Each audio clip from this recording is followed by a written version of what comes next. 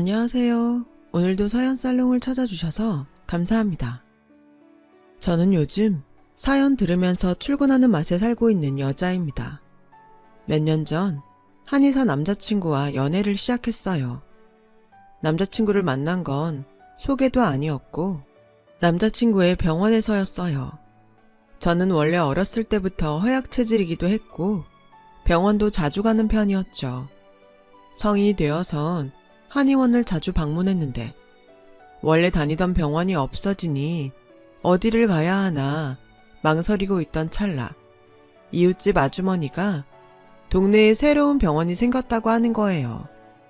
선생님께서 맥도 잘 짚어주시고 친절하다고 하시면서 적극 추천하셨고 그렇게 아주머니의 추천으로 그 한의원을 다니게 되었어요.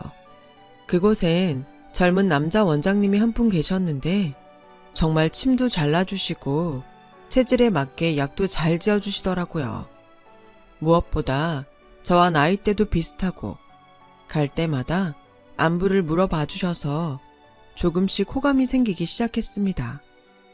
그분도 저와 마음이 맞으셨는지 첫 데이트를 제안하시더군요. 그렇게 생각보다 빠르게 연애를 시작하게 되었어요. 당시 저는 직장에 격리로 일을 하고 있었는데 한의사와 연애를 한다 하니 주변에선 모두 부러워하더라고요.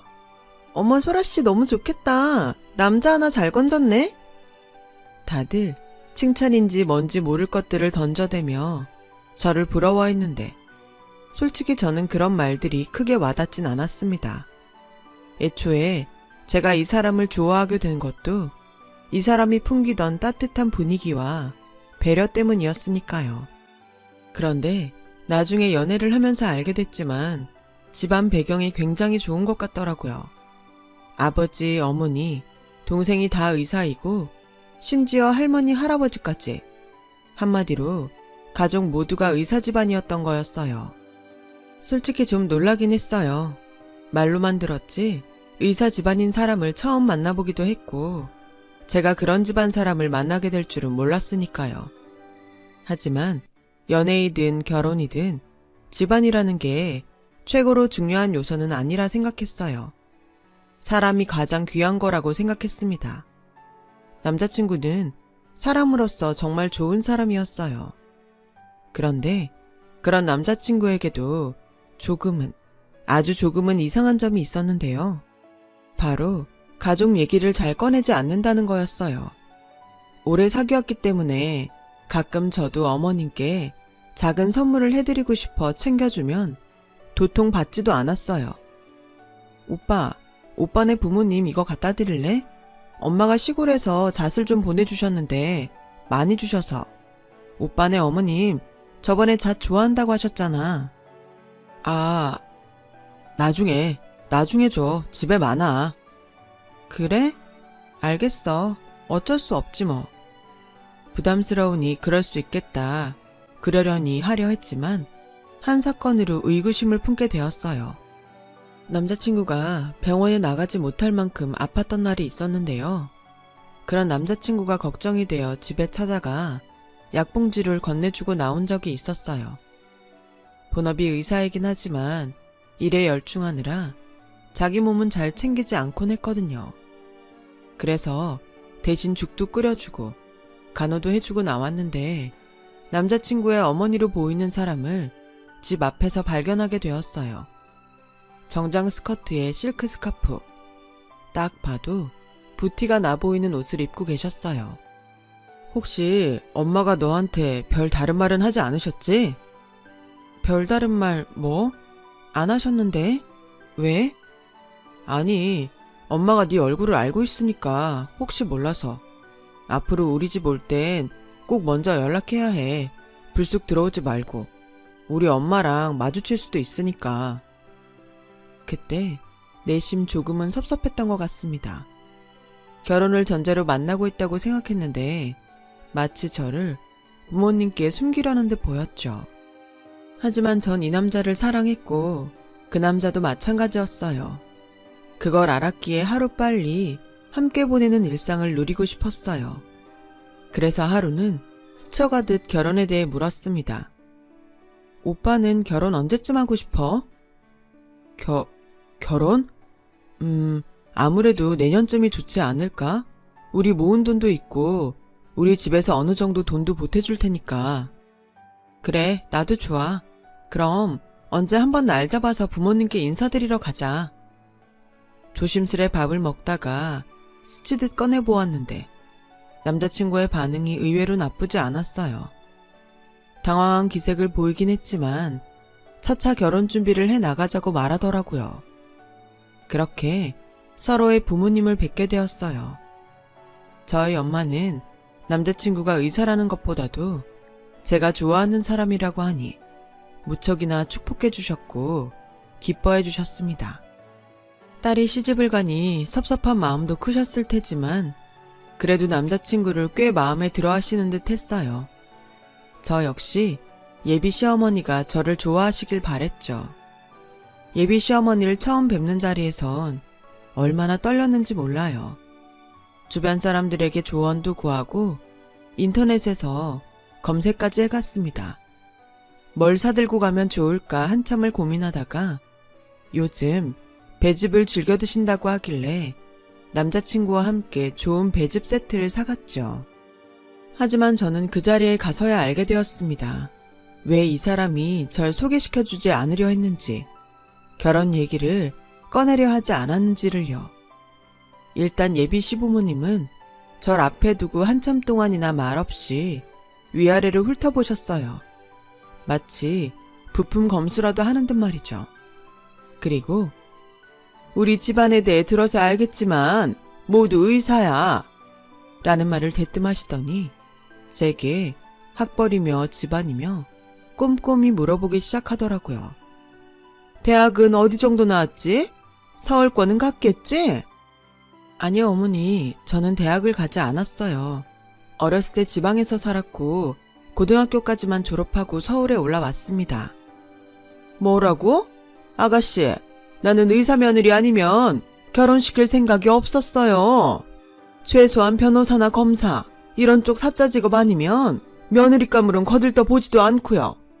잘 나가는 한의원 원장인 우리 형식이 정도면 솔직히 국회의원 딸을 만나도 시원찮은 판인데 아가씨는 고졸 출신이잖아. 세상에, 아직도 고졸 출신이 있단 말이야? 아니, 대체 부모님이 어떻게 자식을 고졸로 키울 생각을 한 거야?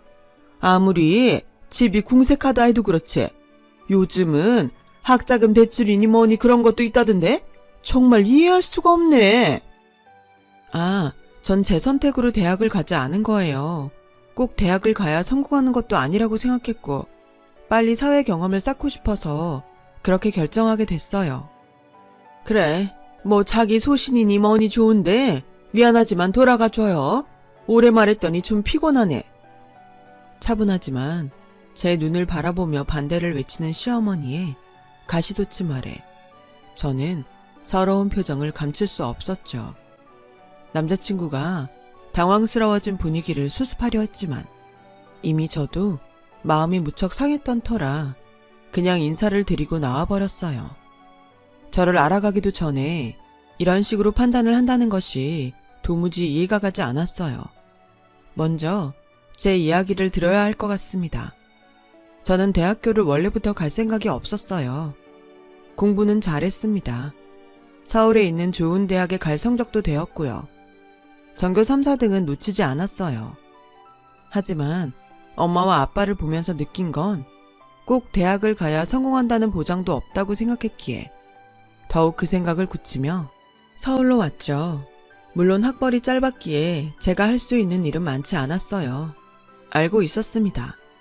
그래서 회사 격리로 취직했지만 저는 제 인생을 누구보다 최선을 다해 잘 살아왔다고 자부할 수 있었습니다. 저는 평소 의류에 관심이 많았기 때문에 쇼핑몰 쪽 사업을 해보고 싶었거든요. 사회 경험도 누구보다 많이 쌓으려 노력했고 다양한 경험들을 쌓으며 자기 개발을 꾸준히 해왔어요. 하지만 제가 의사가 아니라는 이유로 결혼을 반대하고 이해가 되는 부분들이 있지만 사람을 학벌이라는 한 잣대로 완전히 평가하려는 시부모님에게 너무 큰 실망을 느꼈어요. 오빠, 아무래도 결혼 다시 한번 생각해봐야 할 것 같아. 결혼이라는 게 우리 두 사람만의 일은 아니잖아. 시부모님이 저렇게 나를 반대하시는데 결혼해서도 나를 며느리로 받아주실까 싶어. 미안해. 뭐? 안 돼. 결혼은 우리 둘만의 것이잖아. 부모님은 내가 어떻게든 설득할게. 제발 그런 말 마. 남자친구는 제 말에 펄쩍 뛰더군요. 하지만 저라고 포기하고 싶었겠나요? 아무리 그래도 3년. 그 3년이란 시간 동안 저와 그 사람은 서로를 의지하고 신뢰하며 사랑을 쌓아온 사이였습니다. 그 누구보다 제가 사랑했던 사람이었고 그 사람에게도 제가 그런 존재였을 터였고요. 하지만 시부모님이란 벽이 생기자 정말 현실이 느껴진 기분이었어요. 이래서 파혼이란 얘기가 나오는구나 깨달았어요. 이 문제를 다른 친구들에게 말해 조언을 구해봐도 친구들의 대답은 한결같았어요. 시어머니가 벌써 그런다고? 지금도 그런데 결혼해서 널 쥐잡듯 잡을 게 뻔해. 시누이도 널 무시할 거고. 아니 세상에 그런 사람들이 다 있냐? 소라야, 힘들겠지만 나는 이 결혼 안 했으면 싶어. 그래, 너희들 마음은 알겠어. 잘 생각해보고 결정할게. 제 절친한 친구들까지 결혼을 뜯어 말리니 생각이 굳건해졌고 동시에 슬픔도 밀려왔죠. 당연히 웨딩드레스 입고 양가 부모님들의 축복을 받으며 결혼할 거라 생각했는데 이 소식을 부모님께는 또 어떻게 전해야 할지 막막했어요. 제가 결혼한다는 소식을 이웃 어르신들에게 전하며 기뻐하고 계실 게 분명했는데 말입니다. 엄마에게 전화를 해 결혼이 없던 일이 될 것 같다고 힘겹게 말을 꺼냈어요. 그렇게 남자친구와 입장을 정리하고 서로 헤어짐의 수순을 밟아 나가고 있던 중이었죠. 그러던 어느 날 엄마로부터 먼저 연락이 왔습니다. 남자친구가 거기 내려가 있다고요. 가보니 남자친구는 엄마 앞에서 무릎을 꿇고 있더라고요. 모든 게 다 제 잘못입니다. 제가 중간에서 처신을 잘했어야 했는데 제 태도가 어수룩했던 것 같아요. 한 번만 절 믿어주시면 부모님을 잘 설득해 보겠습니다. 아니, 이러지 말아요. 우리도 곤란해요. 지금 그쪽 집안에서 우리 딸 반대한다고 난린데 나라고 딸 가진 엄마 입장에서 어떻게 마음 편히 시집 보낼 수 있겠어요. 그냥 가줘요. 제발 부탁드립니다. 저 따님 너무 사랑하고 있습니다. 이대로는 도저히 포기할 수가 없어요. 남자친구는 저희 부모님을 찾아가 다시 저와 결혼하고 싶다며 한 번만 믿어달라고 말하는 중이었더군요. 저는 너무 혼란스러웠어요. 사실 집에 내려갈 때만 해도 남자친구에게 이제 그만하자고 설득하려 했어요. 그런데 이렇게 저를 위해 눈물까지 흘리며 무릎을 꿇고 있는 모습을 보니 마음이 또 흔들리더라고요. 정말로 이 사람은 여기에서 끝내지 않았고 부모님을 설득해 왔습니다. 어떻게 했는지 모르겠지만 그 뒤 시어머니로부터 절 따로 보고 싶다는 연락이 왔어요. 갑자기 근무 시간에 부르는 바람에 헐레벌떡 일을 하다가 도중에 뛰어갔는데 네가 대체 어떻게 내 아들을 구워 삶았는지 모르겠다만 너와 결혼 못하면 내 아들이 죽겠다 하더구나. 그래서 허락해주는 거다. 대신 의사 집안의 며느리로 들어왔으니 그에 맞는 품격을 갖춰야 한다. 하며 마지못해 허락하는 말투로 결혼을 허락했고 그에 맞는 품격을 갖춰와야 한다는 이상한 말들을 하더라고요. 당시 그게 무슨 말인지 몰랐기에 일단은 고개를 끄덕였지만 한 번씩 그 품격이란 단어가 생각이 나긴 했어요. 절 귀하게 키워오신 부모님이 반대를 하진 않을까 걱정했지만 부모님은 언제나 그랬듯 내 행복이 중요하니 제가 결정하라며 끝내 결혼을 허락해 주셨어요. 어쨌든 그렇게 시부모의 허락이 떨어지자 저와 남자친구는 드디어 예식장 장소도 잡고 드레스도 고르고 신혼집도 알아보며 결혼 준비를 시작할 수 있었어요. 마음 한편 찝찝함이 남아있지 않았다면 거짓말이었지만 이 사람과 함께 할 수 있다는 기쁨이 더 컸고 시부모님이야 제가 잘하면 충분히 극복할 수 있는 정도라 여겼고요. 그렇게 상견례 날이 다가왔어요. 떨렸지만 결혼 준비에 피할 수 없는 부분이었고, 이왕 하게 되는 거 최대한 좋은 분위기에서 어른들을 모시고 싶었기에 상견례 장소를 선택할 때부터 많이 고민했죠. 무엇보다 시부모님을 배려했고요. 시부모님이 일단 양식을 별로 안 좋아하셨고, 자기들은 한식이 좋다고 미리 말씀하셨기 때문에 그 부분을 생각해 정갈한 한정식집으로 예약했습니다. 하지만 엄마와 아빠 손을 잡고 들어간 상견례장은 기대와는 달리 서늘한 분위기로 진행되었어요. 바로 시어머니가 상상치 못한 예단비 얘기를 꺼낼 때부터였어요. 사돈, 저 말씀드려야 할 게 있는데요. 예단으로 2억 정도 생각하는데 어떠실까요? 저번에 보내주신 예단비 감사히 받긴 하겠다만 액수가 시원찮아서 이런 자리에서 말씀을 드리게 되었습니다. 지금이야 형편상 2억이 많게도 느껴지실 테지만 결국 의사 며느리 되는 거고 하니 그 정도 금액이 얼추 맞겠다 싶어 결정했어요. 아, 그리고 우리 딸이 이번에 차를 바꾸려 하는데 괜찮은 외제차로 바꾸고 싶어 합니다. 저희 딸 의견 받아들여 주셔서 마음에 드는 차 해주시면 될 것 같아요.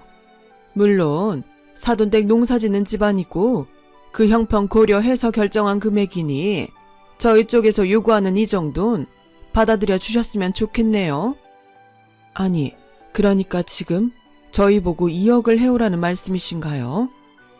시어머니의 말에 저희 엄마 아빠는 경악을 금치 못하시더라고요. 의사 집안에 시집간다고 당당하게 2억을 요구하고 시누이 외제차까지 해달라는 시어머니. 정말 이 정도면 도를 지나쳤다 싶었습니다. 남자친구가 나서주길 바랬지만 남편이 되어야 할 그 사람은 꿀먹은 벙어리처럼 예비 시어머니의 말을 듣고만 있었어요. 그 순간만큼은 저도 이성을 놓았고 말이 먼저 튀어나갔어요. 어머니, 죄송하지만 저희 집에서 신혼집에도 반 이상은 하는데 예단도 잘 해드렸다고 생각합니다. 더 이상은 해가기 어려울 것 같아요. 뭐라고? 아니 그게 무슨 말이냐? 예비 시어머니의 표정이 확 붉어지더라고요. 사실 저나 당시 남자친구나 오히려 예단이나 예물에 돈을 쓰기보단 새로 마련한 신혼집과 신혼여행에 더 돈을 들이고 싶어 했지만 저희 친정에서 예의에 어긋나면 안 된다며 적절한 정도의 예단비에 이불에 명품 가방과 옷들, 명품 그릇 등 여러 가지를 챙겨주셨어요. 그런데도 예단비 액수를 세어보는 당시 시어머니의 표정이 별로 좋지 않았던 거죠. 정말로 2억이란 돈을 요구하고 시누이 외제차까지, 그걸 또 기어이 상견례 자리에서 말씀하실 줄은 몰랐죠. 엄마까지 그건 단호하게 안 되겠다고 말씀을 드리자 시어머니의 다음 말은 가관이었습니다. 아니, 고졸 출신 며느리 받아들여 줬으면 이 정도는 해줘야 하는 거 아닌가요? 우리 정도 집안에 시집 오는 게 어디 쉬운 일인지 아세요? 정말 듣자 하니 상식도 염치도 없으신 것 같네요. 제 딴엔 정말 그쪽 따님 큰맘 먹고 받아들여 준 겁니다. 제 호의를 아직도 모르시겠어요? 뭐라고요? 상식, 염치요? 이봐요. 서로 아이들 혼인 축하하자고 모인 상견례 자리에서 예단비 얘기 꺼낸 당신이 할 말은 아닌 것 같은데요. 참나, 이런 식으로 사람 무시할 때부터 당신네들 다 비상식적이고 못돼 처먹은 인간들인지는 알았지만 세상에 이 정도일 줄은 몰랐네요. 이런 집안에 시집 보냈으면 제 평생 두고두고 후회할 뻔했네요. 후회라니요? 아니, 고절 며느리 받아줬으면 엎드려 절을 해도 모자를 파네? 고마운 줄을 모르고 어디서 목을 빳빳이 들고 이어편 내가? 당신 지금 말 다 했어? 상견례장은 그야말로 난장판이 되었습니다. 생전 화낼 줄 모르시던 저희 엄마는 절 데리고 무슨 이런 경우 없는 짓이 다 있냐며 버럭 화를 내시곤 그 자리에서 나오셨어요. 그 자리에서 모욕을 주는 시어머니도 꿀먹은 벙어리처럼 가만히 있는 남자친구도 모두 원망스러웠죠. 특히 결혼을 소망했다 어쩐다 결혼 허락까지 받아냈지만 자기 부모님 앞에선 찍소리도 하지 못하고 제 편을 들어주지 않은 남자친구에겐 더더욱 실망감이 느껴졌어요. 전 며칠 동안 제대로 먹지도 자지도 못했습니다. 그저 흘러가 버린 시간과 잘못된 선택만을 후회하며 눈물을 흘리고 있었어요. 그런데 저보다 더 화가 나신 건 저희 엄마였어요. 그 여자 연락처 얼른 줘. 엄마, 다 끝난 일이야. 됐어. 얼른 달라니까? 나도 이번만큼은 못 참아. 그 사람들 얼굴 보고 얘기할 것도 있으니 꼭 봐야겠다. 늘 차분하고 평온하던 엄마였지만 이번만큼은 참지 못하셨는지 제게 남자친구 어머니 연락처를 묻더라고요. 제가 엄마에게 결혼은 어차피 파토 났으니 더 이상 신경 쓰지 말자고 했음에도 불구하고 엄마는 할 말은 해야겠다며 의견을 굽히지 않으셨어요. 그렇게 다시금 자리가 마련되었습니다. 돈은 준비해 오셨나요? 설마 돈 주고 무릎이라도 꿇으려고 만나시려 한 건가 해서 미리 말씀드릴게요. 저 상견례 때 태도가 영 마음에 안 들어서 파혼에 대한 제 생각은 변함없을 거예요. 돈이요? 이거나 보시죠. 이거나 보라며 저희 엄마가 건넨 서류에 모두가 경악을 하고 말았는데요. 바로 그건 제 명의로 되어 있는 집과 건물이었습니다. 사실 엄마가 제 명의로 이것들을 사두었는진 저도 모르고 있었죠. 따로 말씀을 안 해주시기도 했고 제가 결혼을 하면 깜짝 선물로 주시려 생각했다고 해요. 저희 엄마와 아빠가 시골에서 농사를 짓는다 하셨지만 그건 저희 엄마와 아빠가 땀으로 노력으로 일군 회사가 어느 정도 자리를 잡고 엄마가 몸이 아프게 되면서 다른 분에게 경영을 맡기고 내려와 사신 거였고요. 엄마와 아빠는 대학을 나오시지 않으셨지만 본인만의 사업을 일구신 분들이에요. 저 역시 엄마와 생각이 동일했던지라 대학에 가지 않은 거였고 나중에 서울에서 어느 정도 자리를 잡은 후엔 부모님처럼 제 힘으로 사업을 시작해보려 했었고요. 부모님은 렌트카 사업을 하셔서 성공을 하셨지만 아까 말씀드렸듯 저는 평소 의류에 관심이 많았기 때문에 쇼핑몰 쪽 사업을 해보고 싶었거든요. 그전까진 격리이든 무엇이든 해서 사회 경험들을 쌓았고요. 다만 이런 제 가정에 대해 남자친구에게 말하지 않은 건 어차피 저희 부모님의 재산이 제 것이 아니기도 했고 부모님은 재산을 소수의 액수를 제외하곤 사회에 환원하겠다는 의사를 밝혀 오셨기 때문에 굳이 말을 보태지 않은 거였습니다. 하지만 엄마가 이렇게 건물과 집을 공개하며 재산을 얼추 밝히자 남자친구 어머니의 표정은 그야말로 썩어 들어갔습니다. 사돈어른 오해가 있으신 것 같은데요. 제가 그때 고절며느리라고 한 건 나쁜 뜻이 있는 게 아니고요. 됐습니다. 저희 아이 대학 못 나왔지만 그 누구보다 강하고 현명하게 키웠습니다. 생각도 바른 아이고요.